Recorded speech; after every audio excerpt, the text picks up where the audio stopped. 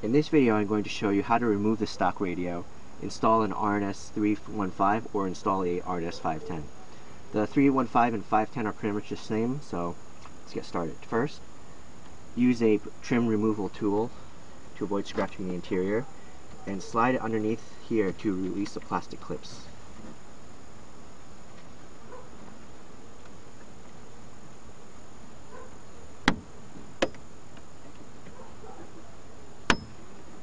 Try not to pull too far on one side without releasing the clips on the other side.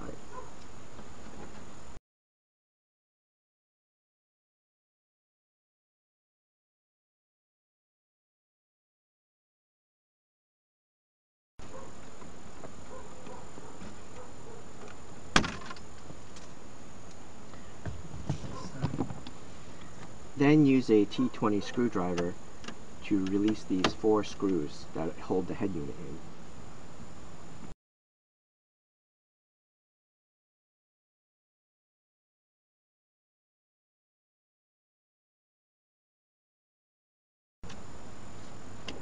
Then you can pull the radio straight out.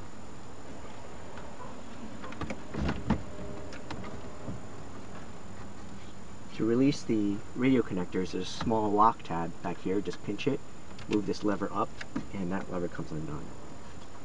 To release the AM/FM antenna, if your car has the type of plug with a lock, slide that out. Then that's it. Now if you are just removing the stock radio, that's all you need to do. In the later step, I'll show you how to install the navigation system. Then install your head unit. Now the RNS315 and 510 are physically compatible with any Mark 5 and Mark 6 Jetta, Golf, Sport Wagon, or Tiguan, so it will fit. There are some electrical notes about the RNS315, so if you're installing the RNS315, see my other video for the review on this head unit.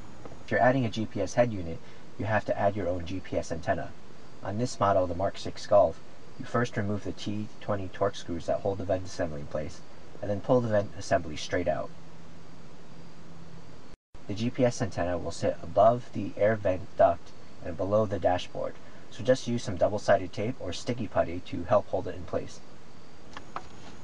Then route this wiring through the back of this radio assembly, and you can tuck the GPS antenna above the vent just like that.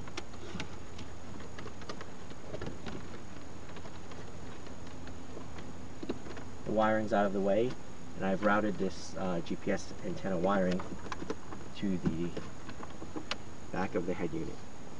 Then, when you install your head unit, just plug this in just like that. Plug the AM/FM antenna back in.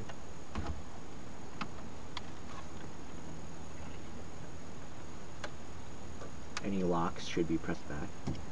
And then the main antenna, the main cable assembly.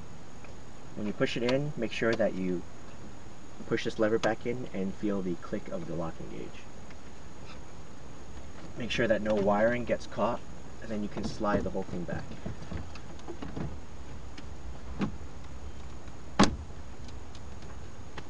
Then reinstall the 4 Torx bolts, and the rest of the installation is the reverse of assembly.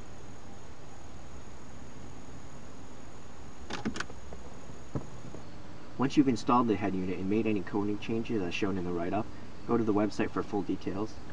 Power on your unit and insert the radio code. You're only given a certain number of tries, and once that happens, the radio should be unlocked.